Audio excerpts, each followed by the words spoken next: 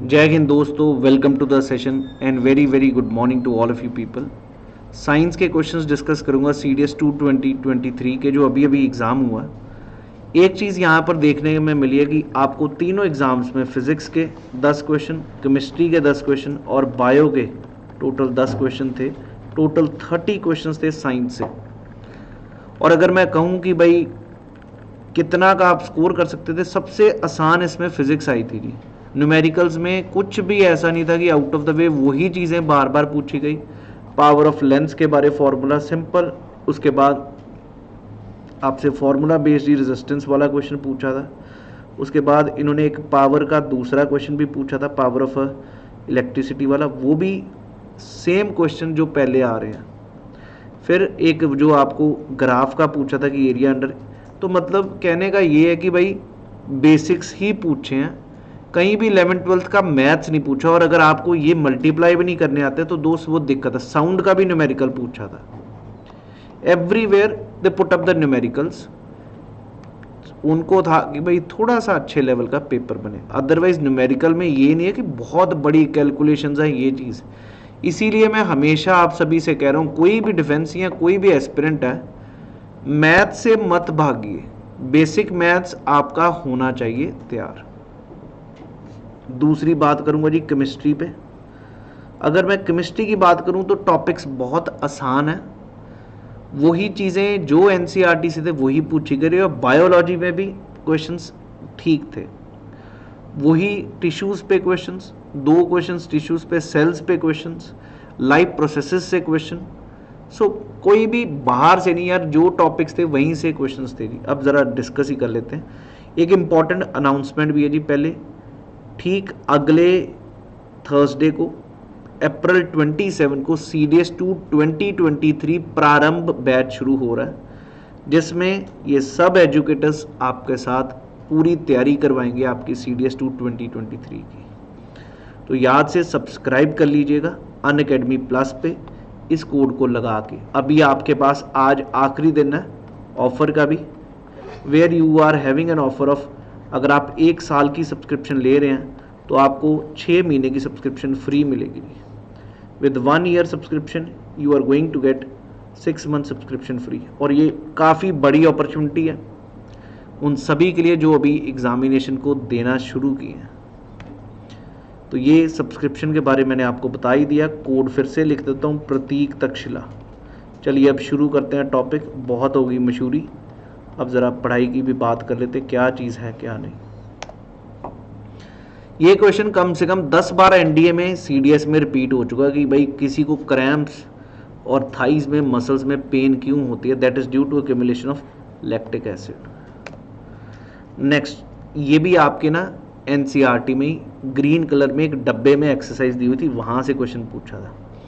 जब पत्ते को आपने प्लांट से थोड़ा धूप में रखा और उसको 2 मिनट बॉइलिंग वाटर में छोड़ा, subsequently emerge in boiling alcohol treated with iodine solution, तो कलर क्या होगा, स्टार्च जो है वो ब्लू कलर का हो जाता है जी। सिंपल क्वेश्चन था जी।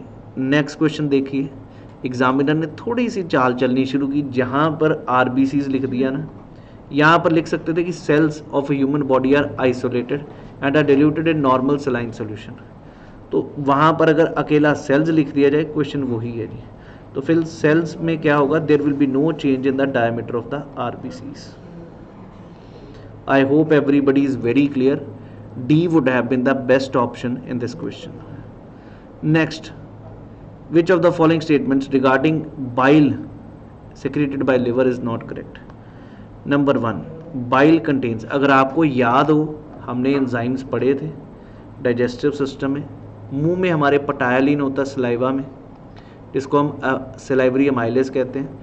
उसके बाद हमने पढ़ा था पेट में जाकर हमारे पास HCl में सिक्रीट होता है एसिड, और उसमें काम करता है हमारा पेप्सिन।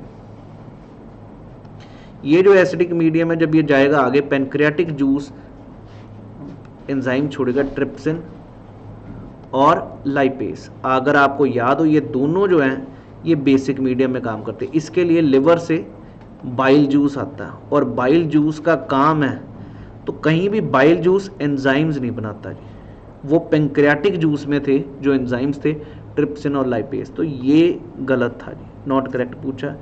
बिल्कुल एमल्सिफिकेशन ऑफ फैट्स में भी काम किया, न्यूट्रलाइजेशन ऑफ एसिडिक पीएच जो है उसको ठीक किया, makes the pH of the food alkaline and facilitates the action of, ये लिखा भी है पैनक्रियाटिक एंजाइम्स। तो भाई ये एंजाइम्स कहाँ से होंगे? लॉजिकल था, अगर एनसीईआरटी पढ़ी होती जो मेरा साथ पढ़ा तो यू कुड हैव आंसर। ये भी काफ़ी अच्छा क्वेश्चन, ये भी उसी टेबल में जहाँ पर ये बनाया हुआ ना स्फिग्नोमीटर, वहीं पे प्रॉपरली ये सेंटेंसेस लिखे हुए हैं जी। 120/80 वाला अगर आप समय तो 120 होता क्या, प्रेशर हाई, मुट्ठी बंद है तो प्रेशर हाई होगा, खोलोगे तो लो होगा, तो 120 क्या हुआ सिस्टोलिक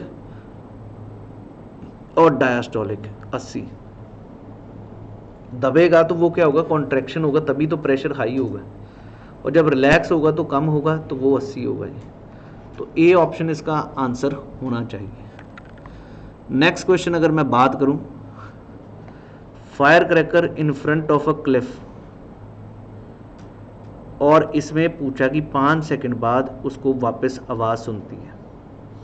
स्पीड इसने बताई है 340 मीटर पर सेकंड। अब मेरे भाई हर बारी क्वेश्चन इसमें आप में से 90% गलती है अगर कहते हैं हाफ करना भूल जाते हैं, और एग्जामिनर बहुत शाना, मैंने उस समय बताया वो आंसर में वो भी ऑप्शन देगा।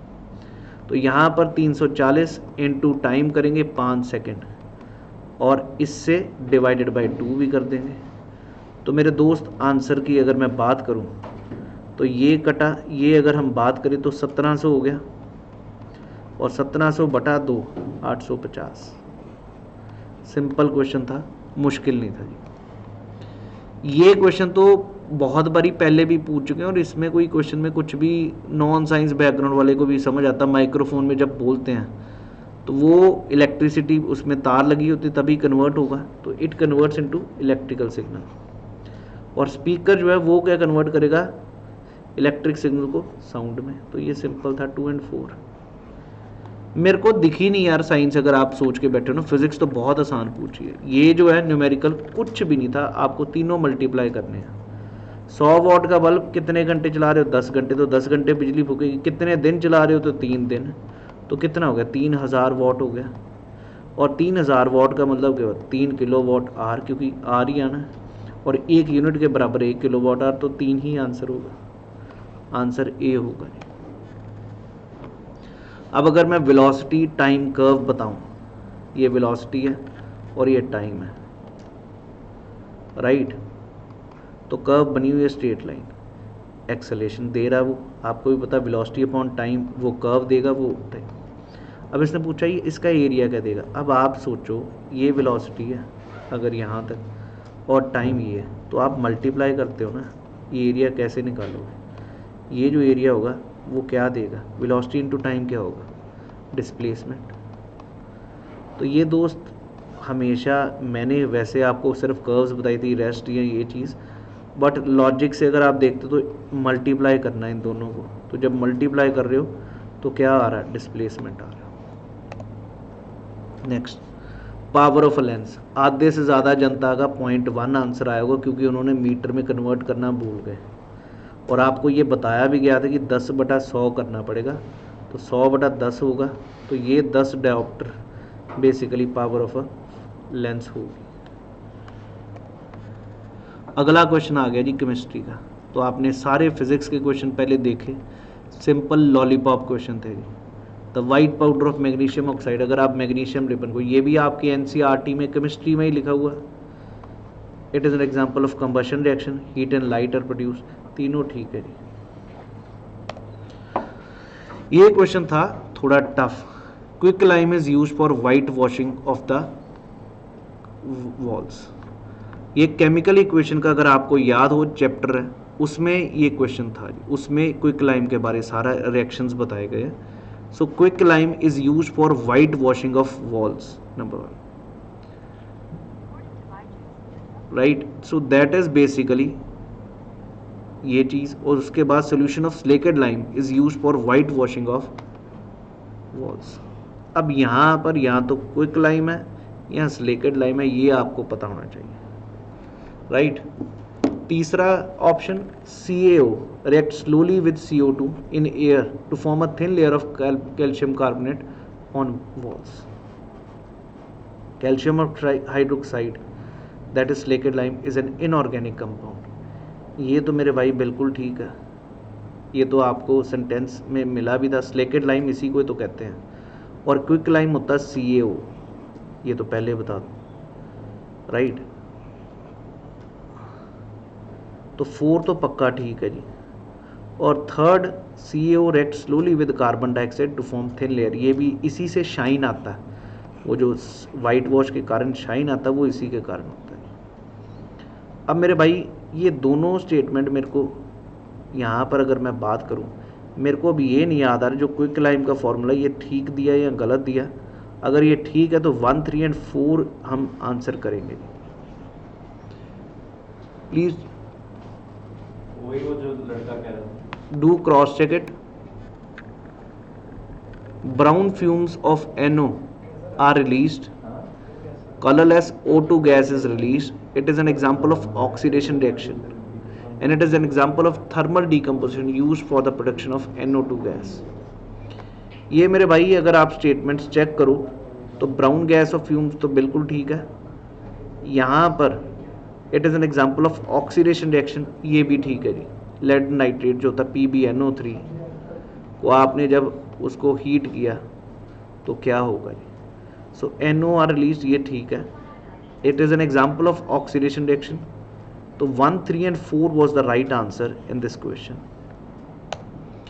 नेक्स्ट है जी, which of the following is not an oxidation reaction. Rusting of iron oxidation होता है, ओपनिंग ऑफ सोडा बॉटल कुछ भी नहीं हो रहा जी। रेंसिडिटी भी ऑक्सीडेशन होता है, अगर आपको याद हो कोई भी चीज़ खराब हो रही है, खट्टी हो रही है, because of oxidation. Combustion is also an oxidation. ये क्वेश्चन थोड़ा सा टफ था, लेकिन रिफ्लेक्स सेक्शन अगर आपको याद हो, रिफ्लेक्स आंख में होता क्या, सारे सिग्नल स्पाइनल कॉर्ड से होते हैं जो हमारे कंट्रोल में नहीं होते, अचानक हो जाए विदाउट रीचिंग अ ब्रेन। और रिसेप्टर सबसे पहले होता है, मोटर होता है जो इफेक्ट करेगा। तो यहाँ पर रिसेप्टर सेंसरी ठीक है, फिर neuron, sensory neuron, relay, spinal cord, brain, फिर मोटर न्यूरॉन और फिर इफेक्ट, ये ठीक है जी। अगले में सीधा ब्रेन पे तो पहले जाएगा नहीं, पहले स्पाइनल कॉर्ड पे जाना है। और पहले ही मोटर, ये भी गलत है जी, ये भी गलत है। तो आंसर मेरे भाई ए ऑप्शन होना चाहिए था कि सिग्नल कैसे जाता, जब आपके कहीं पर भी टच हुआ, रिसीव किया, सेंसर हुआ आपके न्यूरॉन्स ने, फिर आप ये सीधा स्पाइनल कॉर्ड पे जाएगा, स्पाइनल कॉर्ड से it goes to the brain also and motor neuron and effector. Simple है। अगर आपको कोई भी चीज़ गर्म है उसको हाथ लगाते हो तो पहले रिसेप्टर, उस पर सेंसरी न्यूरॉन रिले भेजेगा, सबसे पहले स्पाइनल कॉर्ड में जाएगा जी।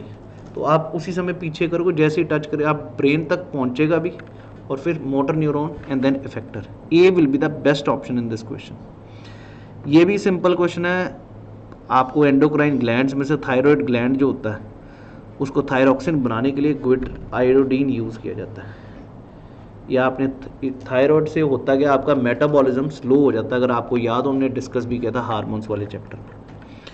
In plant cells RNA ribo nucleic acid कहाँ पर होता है? राइबोसोम अपने कौन कौन पैदा करता है, अगर आपको याद हो हमने पढ़ा था माइटोकॉन्ड्रिया भी करता है और प्लास्टिड्स भी करता है। तो वो तो है ही, राइबोसोम्स में भी होगा, माइटोकॉन्ड्रिया में भी होगा, साइटोप्लाज्म में भी होगा, न्यूक्लियस में भी होगा, ये भी होगा। तो D will be the answer. Endoplasmic reticulum में तो बिल्कुल नहीं होता है। Next, intercalary meristemism. अगर आपको डायग्राम याद हो, ये बार बार सिंपल क्वेश्चन, ऊपर और नीचे ग्रोथ को हम एपिकल कहते हैं जी, एपिकल मेरिस्टेमिज्म। साइडों से अगर निकल रहे हैं तो उसको इंटरनोडल कहा जाता था, इंटरकैलरी सॉरी। और अगर यहाँ पर इसकी गर्थ बढ़ा रहा है, रूट ये जो स्टेम है ये बढ़ रही है, तो वो लेटरल है।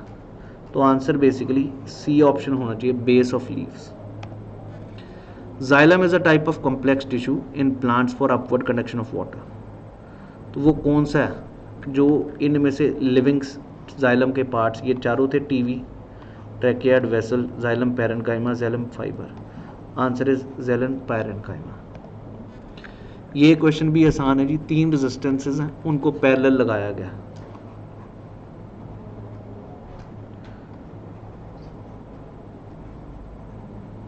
ठीक, एक 11 एक 22 है और एक 33 है। इन तीनों को पैरेलल लगाया तो क्या होगा जी, 1/11 प्लस 1/22 प्लस 1/33, राइट। इन तीनों को आपको रेजिस्टेंस निकालना है। 1/11 वो ले लीजिए एलसीएम, 1 प्लस 1/2 प्लस 1/3। जिसने ऐसे एलसीएम लेने शुरू कर दिए वो तो हो गया, वो भी निकल ही जाएगा जी। तो 1/11 इधर हो गया 6 एलसीएम, 6 प्लस 3 प्लस 2 तो 5, 11 आ गया। 1/11 इंटू 11/6 तो 1/6 मतलब 6 इसका आंसर था, क्योंकि रेजिस्टेंस 1/R है ना, तो R को करोगे तो D आंसर था। नेक्स्ट क्वेश्चन भी फिजिक्स काफ़ी अच्छी पूछी गई है। लाइव वायर और ब्लैक वायर न्यूट्रल, इन दोनों में पोटेंशियल डिफरेंस कितना होगा? 220 वोल्ट जो हमारी चलता है। ये भी अच्छा क्वेश्चन है। आप अगर याद हो हाइड्रोजन बॉम्ब, जिसको हाइड्रोजन बॉम्ब में क्या होगा, हाइड्रोजन हाइड्रोजन आपस में फ्यूज़ करेंगे, हीलियम बनेगा। जैसे सूरज पर भी फ्यूजन होती है सन पे, और दूसरी तरफ यूरेनियम में क्या होता है, फिशन, टूटता है, आगे फर्दर टूटा है, ये चेन रिएक्शन से, तो फ्यूजन होगा और दूसरे में फिशन होगा। साउंड और लाइट, साउंड एक ट्रांसवर्स नहीं लॉन्गिट्यूडनल वेव है, और लाइट एक ट्रांसवर्स वेव है। ये भी अच्छा क्वेश्चन था। Car moving with the speed of 12 metre per second is subjected to a brakes which produces deceleration. अब यू दिया हुआ 12 और एक्सेलरेशन दिया हुआ -6 क्योंकि डिक्रीज हो रही है स्पीड, और टाइम दिया हुआ 2 सेकेंड। आपसे पूछेगा distance covered by the car, तो S = ut -12 AT² हो गया।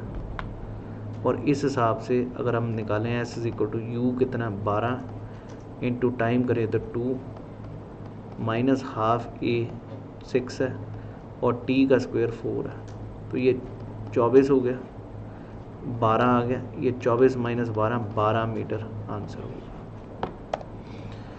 ये भी अगर आपको याद हो, v = u + at, S = ut + ½ AT², v² = u² + 2as। हमने बार बार ये डिस्कस किए थे।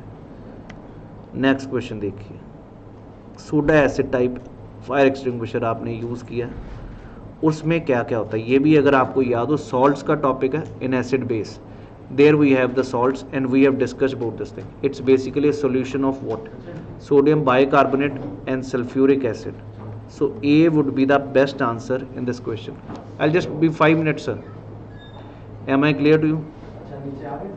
So it's a solution of sodium hydrogen carbonate and sulfuric acid. That is basically this fire extinguisher. I hope everybody is clear. ये सभी को समझ आ गया जी fire extinguisher में क्या काम आता है। अगर आपको याद हो, सोडियम बाइकार्बोनेट जिसको हम कहते हैं क्या, baking soda, that was used, तो A option would have been the best answer. Next question, while diluting concentrated nitric acid solution, होता क्या? डाइल्यूटिंग का मतलब क्या होता है, आप उसमें पानी डाल के उसको डाइल्यूट कर रहे हो, तो concentration of H3 positive ion पर वॉल्यूम, ये पर है जी, आपने ये स्लैश को पर वॉल्यूम इंक्रीजेस, ये गलत है। आप एसिड को डिल्यूट कर रहे तो आयंस कम होंगे।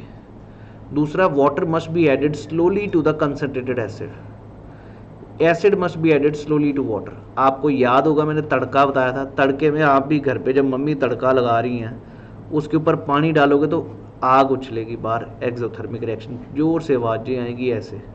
और उस समय मैंने कहा था इससे अच्छा आप तड़के को उठा के पानी में डाल दो, ठीक होगा। वही चीज़ मैंने बताई थी एसिड के साथ, याद आ रहा है? So acid must be slowly to the water.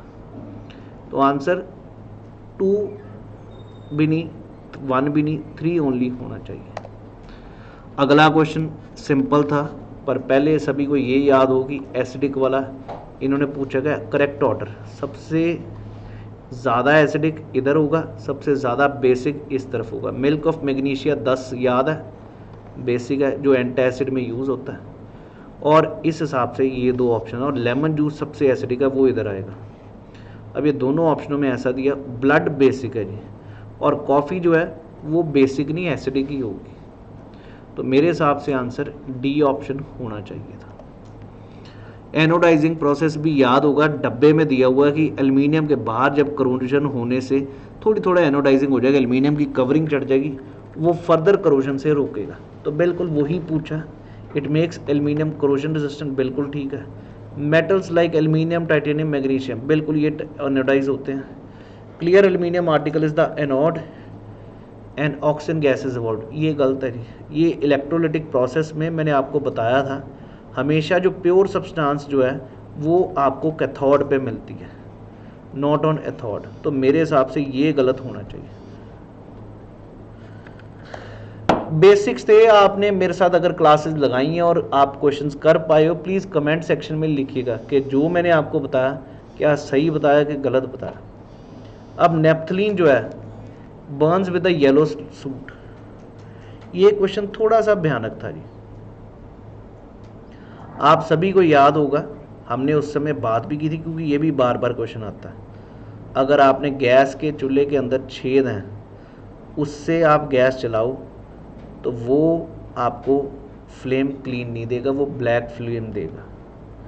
लेकिन अगर at the same time, Sachin बात करें,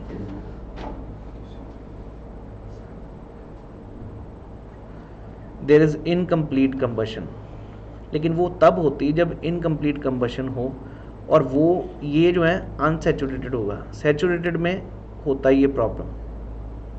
तो मेरे हिसाब से आंसर यहाँ पर carbon to hydrogen ratio is low होना चाहिए। दोनों में ये चीज़ चेक करिएगा, क्योंकि इनकम्प्लीट कंबशन से भी होता है, और दूसरा मेरे दिमाग में सैचुरेटेड और अनसैचुरेटेड वाली कहानी आता है। वो डिलीवरी वाला उसको OTP देना। नेक्स्ट जी, ये भी आपको पिछली बारी भी आया था, Fe2O3 पटरी है, और पटरी को जोड़ने का तरीका आपको बताया हुआ था, रेलवे ट्रैक को कैसे जोड़ेंगे इसको। और अगर आपको याद हो Fe2O3 प्लस एल्युमिनियम, और आपको याद होगा रिएक्टिविटी सीरीज में PSC माजिल, potassium, sodium, calcium, magnesium, aluminium, zinc, iron. तो एल्युमिनियम ज़्यादा रिएक्टिव है देन आयरन, तो एल्युमिनियम इसको डिस्प्लेस करेगा जी। तो होगा क्या, Al2O3 बन जाएगा, और जो फेरस है वो पिघल चुका होगा, क्योंकि बहुत एक्सोथर्मिक हीट इवॉल्व भी होती है बहुत ज़्यादा, तो मोल्टन दोनों चीज़ें तो नहीं बनती जी। और aluminium act as oxidising agent, ये भी नहीं हो सकता। 1 और 2 ही मैं आंसर मारूंगा। थर्माइट प्रोसेस वेरी फेमस, उसमें आपके NCERT में डब्बा तक बना हुआ है, ऐसे फोटो दिखाई हुई है कैसे जोड़ा जाता है। सेम टाइप के क्वेश्चंस आपके CFF के पेपर में, चेक करिए पेपर खोल के, पिछला या वैसे 30 से 35 क्वेश्चन आपके CFF के पेपर में भी आने हैं साइंस से, और बाकी मैथ से भी आने हैं जी। तो अगर आप में से कोई भी ज्वाइन करना चाहता मिशन CFF 2 2023, अप्रैल 27 से ज्वाइन करिए। All these top educators are going to guide you people for CFF and CDS both. Batches comprehensive होंगे। अगर आप में से कोई भी ज्वाइन करना चाहता है तो इस कोड को पक्का लगाइए और सब्सक्राइब करिए, right. So do join us with Unacademy. और दूसरा एक अनअकैडमी सेंटर चंडीगढ़ पे we are going to run the new batches for CDS, CFF and NDA. So do join as soon as possible. Thank you. Jai Hind everyone.